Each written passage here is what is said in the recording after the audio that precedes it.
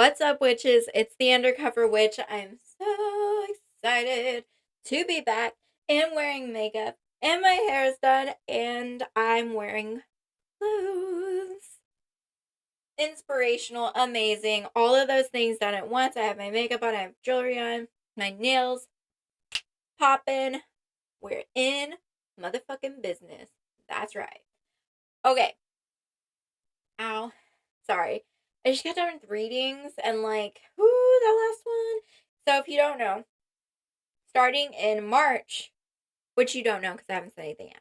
Starting in March, boys, gals, and pals, I'm going to be doing tarot readings on my YouTube channel again, and I'm so horribly excited. If you're interested in getting readings, go over to my YouTube channel. I'm still going to be uploading my podcast to the YouTube channel as well. This specific episode is being recorded on video, so you'll be able to see my face talking. And like I said, I'm beautiful today. I'm beautiful every day, but let's be real. I'm put together today. I've got makeup, hair done. I got this blue thing that I'm wearing, and this cute blue top with a striped white and black dress, and a little turquoise pendulum necklace. So I'm cute, I'm fresh, I just took a shower, all that good stuff for you. So if you're able to watch on YouTube, please do. Oh my god, I have earrings in. It's hard to see because of my headphones, but yeah. Okay. Anyway, today, let me tell you what we're talking about today. Today we're going to be talking about spiritual trauma. We're going to get into all of that. But real quick, I just want to finish with the tarot thing. If you're interested in readings, go over to YouTube channel. What we're going to be doing is every month, I'm going to be doing 4 sets of readings. So one set is going to be posted a week. Wednesdays are going to be fire signs. It's going to be one video with timestamps. Thursdays are going to be water signs. It's going to be video with timestamps. Fridays is air. Saturdays is earth. The first week of the month, we're going to be focusing on your sun sign. So you're going to be looking for your sun sign when you're watching these. And you're going to see what's going on for that month for you, where you're at and where you're going.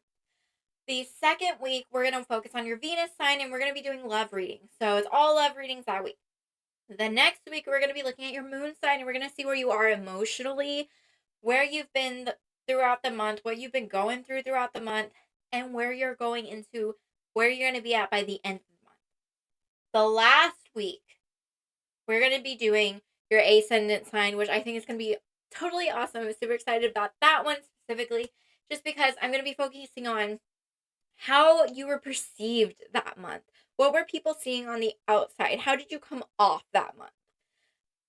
And how does that affect you? How is that going to affect you karmically moving forward into your next month?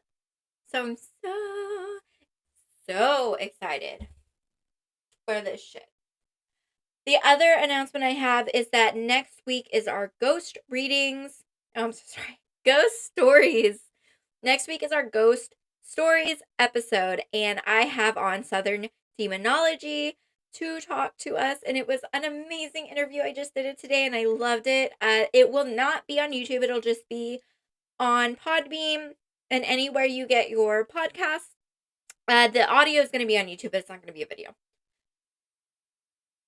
And we talked about ghosts. We talk about ghosts in Japan, and how the Japanese, a lot of them believe in spiritual things and the paranormal. We talked about his personal experiences, and he's a theology major. He has a lot of experiences, and he just wants to educate those on how to be safe and what they're experiencing, and he just wants to share and spread knowledge and learn from other people, and I think that that's totally fucking rockin'. That is awesome as fuck. He was amazing to talk to. He was so sweet. And I think he's got a pretty awesome voice. I didn't want to say that in the interview because I thought it was awkward. But on a real note, he does. It's really I don't know how to explain it. I don't know. It's it's nice to listen to. But yeah, you should go check them out. Those links will be in this description down below, but they will also be in next week's episode. They also have a Discord where they just hang out and talk about shit, and they watch movies sometimes and stuff like that. So I'll definitely be including the links. Moving forward. I forgot what we were talking about. Yes. Spiritual trauma. Let's talk about it, guys. Okay, I know you're like, what? Spiritual trauma? What is that? Is that like that one time that I let this person into my life and I started experiencing crazy shit? It's all of it, baby. It's all of it. But I want to start from the beginning. I want to start from when you were just a little bitty baby. Let's talk about it. Now, I mentioned this in the Southern Demonology episode because I was so excited about this episode, I had to mention it in that one. So you're going to hear a little bit, like a little snippet of it. But this episode, we're going to go deep diving into it. I got to start with a personal story. You see, when I was younger, well, I still am. I'm Mexican, right? We know this. I don't look it, I know, but I am Mexican. Sorry, I don't look like it. I am.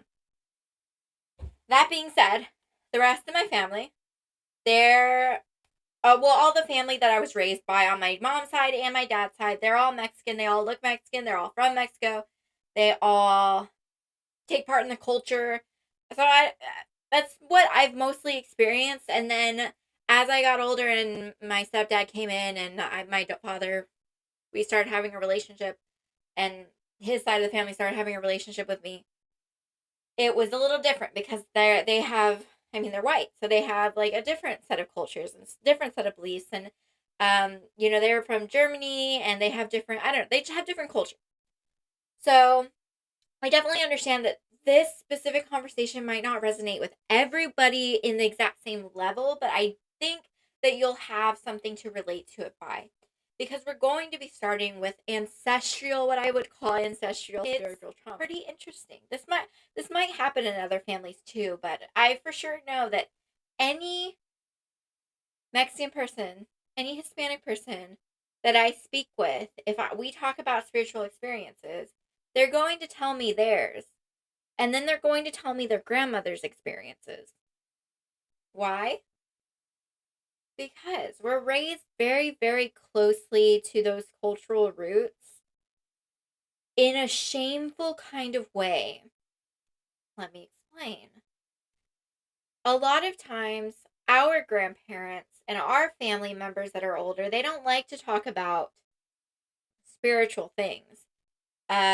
Especially if somebody's practicing some sort of witchcraft or spirituality or whatever. Once you get past the normal stuff, they start to like fade away on it. They're like, I don't think that's safe. I'd be scared to mess with it, kind of thing.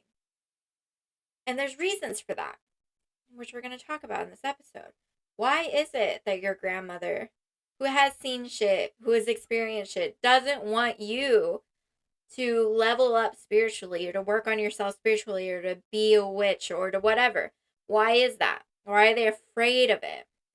If they've received angel messages and good messages and messages from God and seen scary shit, why? What is it? Wouldn't the good outweigh the bad? What's going on there?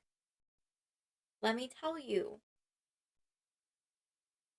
Personally, on a personal level, my own grandmother and my mother experienced a lot of shit, right? They have crazy ass stories. And I've told you a little bit about some of them. I told you a little bit about some of my moms that we shared an experience with. And it's really hard for them to acknowledge that they had some fault in those experiences. And so what they want to do is they want to blame it on everybody else. They want to blame it on other people. They want to blame it partially on themselves for letting people like that in or letting that, quote, energy in. Here's the thing. They didn't fully work on themselves spiritually. They just had the gifts. They were very empathic.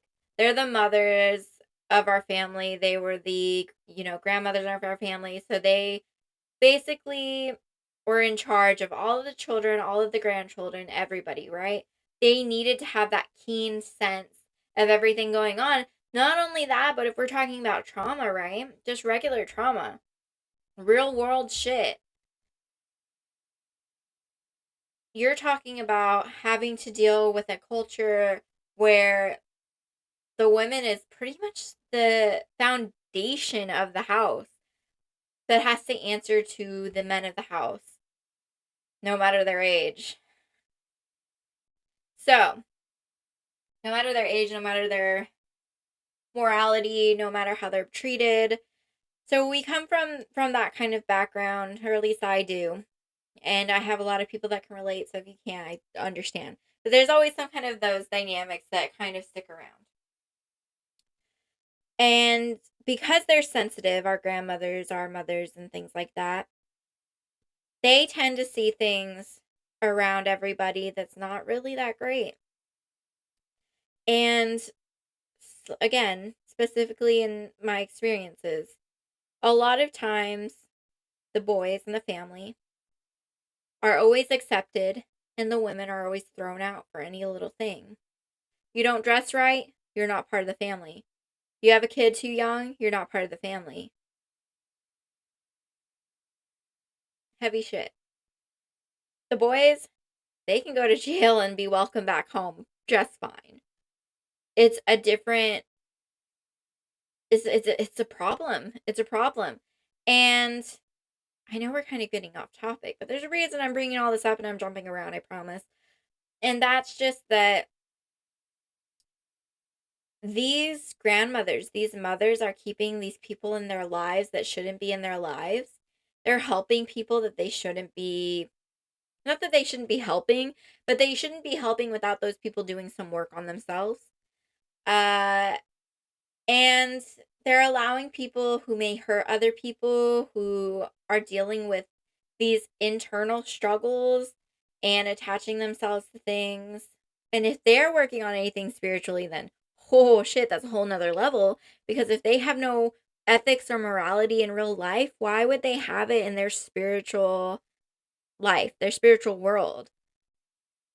So these grandmothers, these mothers that our ancestors that have these spiritual connections, they start to disconnect from their grandparents and parents and ancestors that partook in their spiritual practices because they get scared.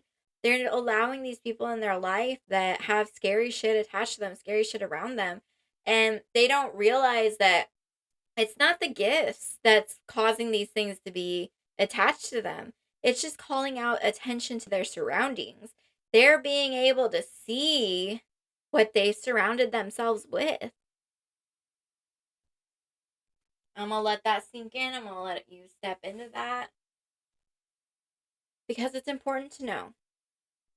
Now, there's a idea that I try not to push any beliefs on anybody or anything, but there's one that I usually do, and I've mentioned this before. It's that if you believe in a curse, you need to believe in a cure. Because nobody can help you if you don't believe in a cure. You can ask somebody to do a spell for you if you believe you've been cursed. But if you keep coming back and like, I know you did this, but it's not working. Can you do something else? I know you did this, but it's not working. Can you do something else? It's never going to work. Because one, either you got to believe in the cure. And if shit keeps happening, then you got to be like, okay, I already fixed this problem. It's either this is something new and I'm not protecting myself accurately. I'm letting somebody into my life or energy into my life that I shouldn't be letting into my life. Or you fucking are doing, like, you're just seeing your own shadows. You're just seeing reflections of yourself everywhere. And you don't want to work on yourself. Just saying. I'm just saying. Our grandparents, our ancestors, our mothers, they believe in cures, yes. But they also know that there's scary shit out there because they surround themselves with scary people. They surround themselves with scary circumstances, etc. Another thing is when people first get started, they try to leap in right away. They want to start big. They're like, oh my God, I'm going to get a Ouija board out and play with it and shit like that. You know, it doesn't matter if it's a Ouija board. It doesn't matter if it's tarot cards. It doesn't matter if it's a pendulum. It doesn't matter if you have nothing and you're sitting there meditating. You are always opening portals. You're always opening things. And you can't just sit there and be afraid of everything. You need to understand where you have control and where you're letting things in your life. And when you're closing things down, you need to understand all of those things. Because if you don't, then you're doing the same thing that those older generations have done or those other people have done, where they're just looking around at themselves and they're like, I don't see what's wrong. I guess spirituality is evil.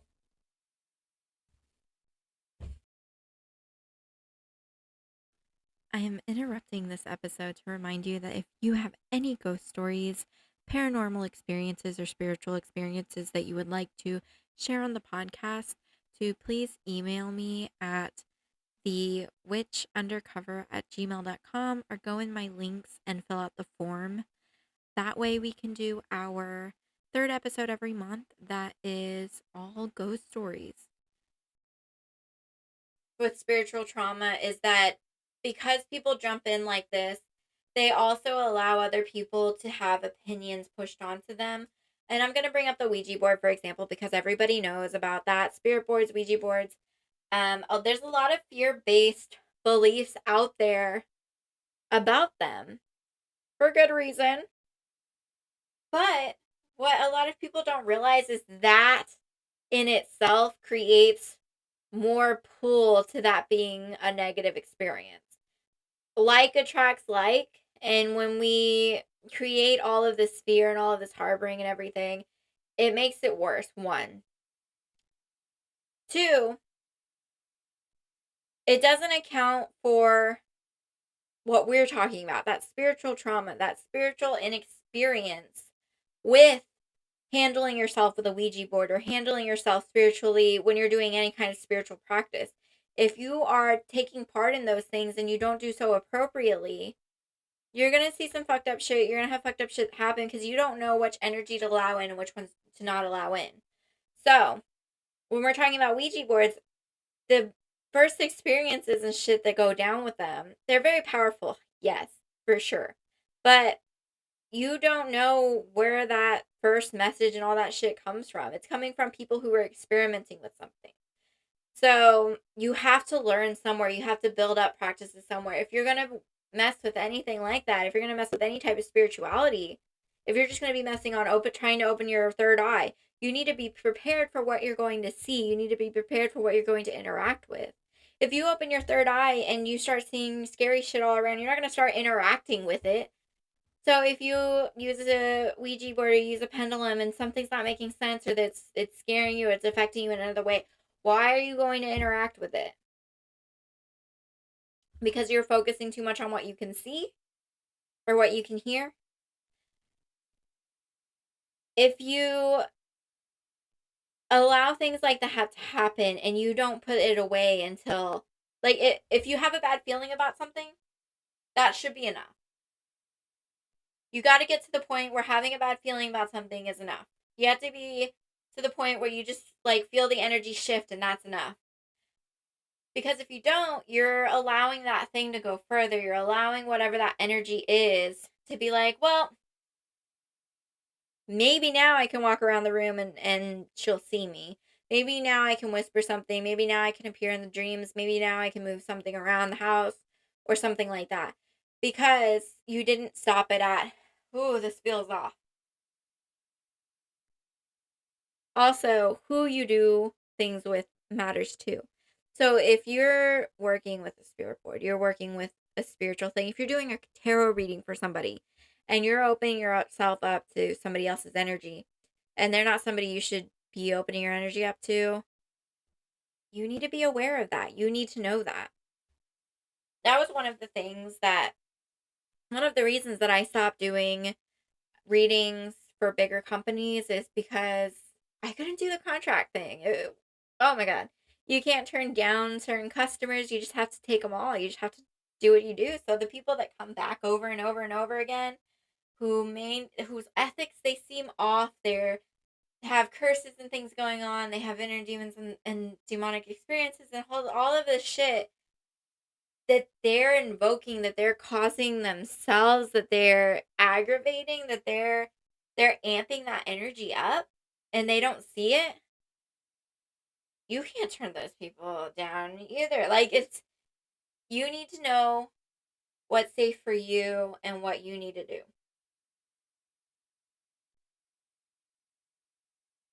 I feel like I got off on a tangent, but spiritual trauma, spiritual trauma. It can stem from ancestral trauma. It can stem from inexperience. And it can also stem from moving too fast. So let's say you're super knowledgeable. Let's say you have years of studying and studying and studying alone, and then all of a sudden you keep going, but everything is still, but you try to keep going. A lot of people experience bad experiences. I'm quoting quotation, bad experiences. As I said in my episode about energies, where we talked about the difference between low energy, high vibration, low vibration. When somebody experiences a low vibration, low energy entity, or has a low energy, low vibrational experience, they perceive it as bad and uncomfortable. And it usually is.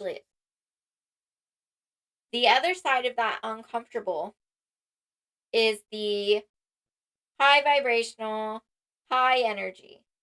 And the um actually, if you go too far to any of the corners on that grid, it can be very overwhelming. So even though you feel like you have an experience so horribly intense, it scares the fuck out of you, but you don't feel scared for your life kind of way, but you're just like, I gotta get up and do something. Something needs my attention right now. It's like it's an overwhelming experience. It might just be high vibrational energy at a high level. And it could be something angelic that you're experiencing. Or you could be seeing shadows and things, but it's not necessarily scary shadows. There's a whole different way in which you feel energy, and that's something that you have to learn. But you know what?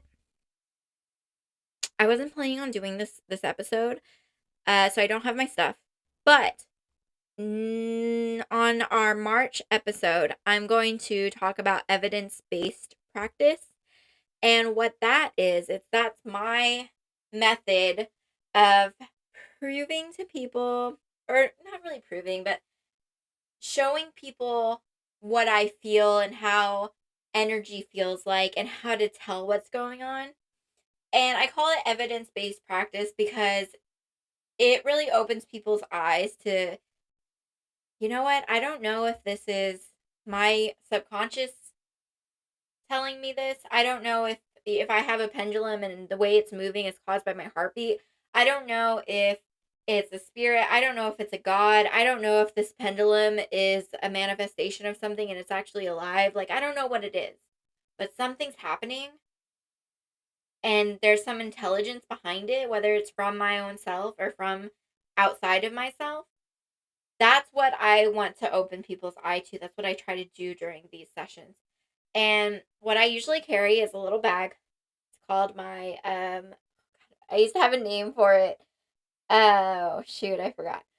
I have a bag and it has an obsidian, which is a very strong stone, but there's something that happens when you have it versus when you don't have it that I like to show people, because it's not just a feeling that you experience like with other stones, it's a senses thing. So that throws people for a trip, especially people who really experience a lot of stuff from their root chakras, because they're very, very solid, they're very, very stable. So when something does mess with their senses, it's like, oh shit. It has a bigger experience for them than if I hand it to somebody who's like, well versed. They'd just be like, yeah, it's obsidian, so what?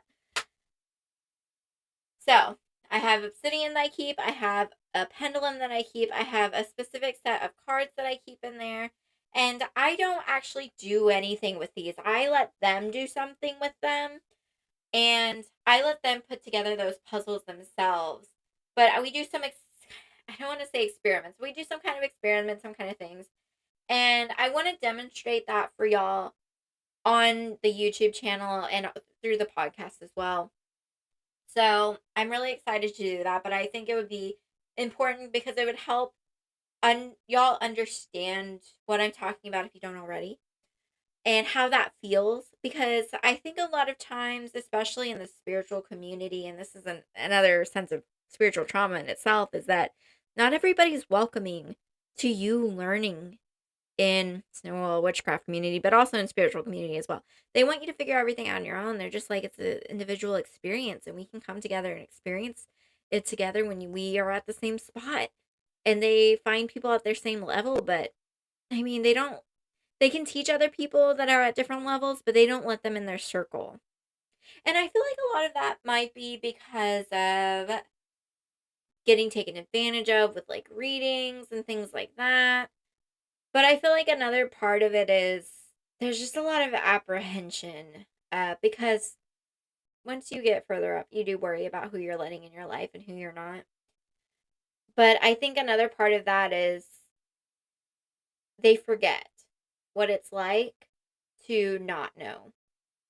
And they just want you to figure it out. They want to be like, yeah, I see what's happening with your energy. I see what's happening with your emotions, so you get it now. But they don't realize that even though your energy is reacting to it, that's all how it's supposed to happen. It's supposed to act like that. It's supposed to shift and move as you move up. And your emotions are supposed to. And something in your subconscious does too. But how are you supposed, if you're a baby witch, if you're a baby, like, spiritual practicing person, how are you supposed to tell what that means? That was hard. That was hard to figure out. And I felt like I was the butt of every joke. And I had friends that felt like they were like, because they were hanging out with people I met and things like that. And they were like, I feel like they don't want to tell me something. And it's like, yeah, kind of. Because there's some stuff that you do have to figure out on your own. But there's a point where it's like, people are reading you when they shouldn't be. And they're connecting to your energy without your permission, kind of thing, you know? And that's another part of this important spiritual trauma, is that a lot of people think you can't shut it off. A lot of people think that if you're a psychic, that gives you free range. You get to look into people's minds. You get to do whatever. It's nobody else's fault that you can't turn that off. I don't go around looking at people, reading people all day. People think I do, though, because that's what a lot of spiritual people around here act like. It's not safe for you to do that. It's not appropriate. It just doesn't, it doesn't vibe, you know? You just, of course, there's certain circumstances where you can tell, like, hey, I don't want to pry, but, like, I feel like there's something going on. Do you want to talk about it? Like, you can definitely use those as hints on how you're going to act, but don't go jumping in and telling somebody their whole life story or act super, super egotistical about it and be like, so you're having a rough time, right? Like, don't try to push people around. Don't hold back information and make it super obvious that you know something that they don't. All of those things create a lot of problems. And then everybody in the spiritual world, everybody in the witchcraft world wonders what's wrong with each other. And it's because of all of this trouble between communication and understanding each other and taking a second to be empathetic and really connect with each other on a deeper level other than just like what I can do. All of this has an effect on your spiritual journey, which is why I call it spiritual trauma. Your family has a extremely profound effect on how you think. If you were coming from another religion and you jump into a new religion, that affects you. That affects you like fuck, because it's hard, especially if one, you're coming from a hard boundary, heavy rolled culture, and religion to a more lax one, or you're switching in how it's, or you turn it completely upside down. I mean, uh, as y'all know, I started this podcast because I was Catholic and now I'm a witch. And not that you can't be a Catholic witch, I definitely started out as a Catholic witch. But now I just consider myself a witch and that's pretty much it. There's a lot that changes when you're like going from you have to be pure and amazing and never talk to anything and only pray to one God to like, holy fuck, look at all these gods and like look at all this stuff that I can do. And it's completely different. It's completely different. So overcoming that feeling in yourself that you can't do something because you're going to be condemned or you're going to go to hell or whatever, or God's not going to love you, or I don't know what other kind of things there is because, I'm just, I can't be everybody. But relate that to your own experiences if you can. It can cause you to be afraid of moving forward. It can basically put up illusions in front of you where you feel like you're getting better, but then all of a sudden you get scared and you run back. It takes a lot of work to get through all of that stuff. And I think that's another thing in the spiritual community that we need more support for. Because not everybody knows how hard it is to move from one religion to another. And also, not everybody knows how hard it is to combine those things and be different. Just because you know somebody's religion doesn't mean you know what they believe. When I was a Catholic witch, a lot of people didn't understand because they're like, you can't be a witch and be Catholic because God doesn't believe in witchcraft. And it's like, whoa, hold up. Catholicism is the most fucking witchy ass shit ever. What do you mean? Like, I learned witchcraft from the shit they taught me how to fucking do. And of course, it's like way altered now and whatever. But like, that's almost like an introduction 101. What are you talking about? There's a whole range of belief systems. And the one thing I did appreciate when I was in Catholic school is that, at least at my church, they taught us that every Catholic has a different religion. Every person in the church has a different belief. Every person in this church believes in a different God. There's not one person to the next who believes the exact same thing.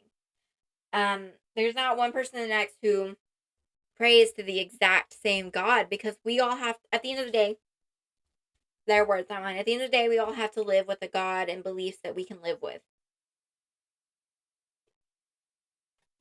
Which, might I say, super fucking hot take for the early 2000s, right? Holy shit. Like that shit always turned me on my head. And you know what's funny is that I have the same belief set that I had all those years ago, but I was I quote, hardcore Catholic. I don't even want to say that because I think I definitely stunned a lot of people because I was so not. I didn't fit in the Catholic setting. And also because of things that I said. But yeah, it was interesting. But yeah, my belief set hasn't actually changed at all. I just found what matched it better, I guess. I don't know. And last but not least, the very last thing I want to touch on for this thing is how spiritual trauma can affect you. I know we talked a little bit about how it affects what you see, what you hear, how it affects how you are manifesting energy. Well, we haven't really talked about that either. We'll talk about that too. But how it affects how you're interpreting energy. But in regards to, let's talk a little bit about how it manifests in your life. So if you're experiencing spiritual trauma, and a lot of this, honestly, take this with a grain of salt, please. Please take this with a grain of salt. A lot of people believe that when you experience certain things, whether it's in life or spiritually, that it can affect your different energy centers, so your chakras and such. It can affect how you hold your energy. It can affect how you shield yourself and that kind of thing. And I do believe that. We talked about that in our energy grid episode. So if you need more information on that, go check it out. However, a lot of people believe that, like, if you have root chakra issues, that means you have money issues, or if you have money issues, it means you got root chakra issues, or you got heart chakra issues, or you can't see your worth and whatever, or like, yeah, it's a lot. And all of those are really hardcore beliefs. I can see it. I get it. I do. But I take it with a grain of salt. I take every belief I have with a grain of salt because I need to be flexible. I need to be flexible so that I can understand how other people see their religions. I can understand how everything works. And if you ask me, I don't know what God I pray to. I don't know what gods I work with. I do. I have names for them. I have, like, I know which gods I pray to. I know what I do. I know my practices. But what if I find out tomorrow there's this other God, or this is the actual God I'm praying, or there's no God and it's like all in my head and I find that out? I'm not going to just diss everything that I've ever learned. I do think there's a way that we all interpret energy that's good for us. I do believe that we all have a set of belief systems. And what I try to take away is, don't ever believe in something you can't live with. You know how they said, don't believe in a God that you can't live with at the end of the day, that you can't live with yourself at the end of the day. If you can't believe in something, then don't. Don't believe in something you don't believe in. That's important. And it's okay that you don't believe it. It's okay that somebody else believes in it. It's okay.